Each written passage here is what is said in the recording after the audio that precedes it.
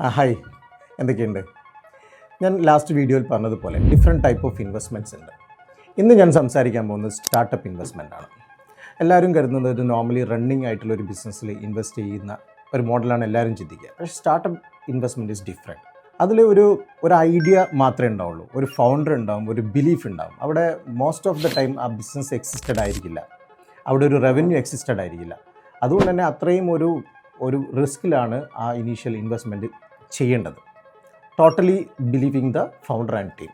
Example പറയുകയാണെങ്കിൽ നമ്മുടെ zepto 10 മിനിറ്റിൽ ഗ്രോസറി ഡെലിവറി ചെയ്യുന്ന ഒരു കോൺസെപ്റ്റുമായിട്ടാണ് 2 ഡ്രോപ്പ് ഔട്ട്സ് കുറച്ച് വർഷങ്ങൾക്ക് മുമ്പ് അത് പിച്ച് ചെയ്യുന്നത്. ആ സമയത്ത് ആ ഒരു കോൺസെപ്റ്റിന് ആർക്കും അക്സെപ്റ്റബിൾ ആയിരുന്നില്ല. കാരണം എങ്ങനെ അത് പോസിബിൾ ആവും? തിരക്കുള്ളൊരു ടൗണിൽ കൂടെ എങ്ങനെ 10 മിനിറ്റിൽ ഈ ഒരു ഗ്രോസറി കൊണ്ടുവരാൻ പറ്റും? അവിടെ അങ്ങനെ ഒരു ഐഡിയ പ്രൂവൺ ഇല്ല, അങ്ങനെ വേറെ ആരും ചെയ്തതായിട്ടും ആർക്കും അറിയില്ല.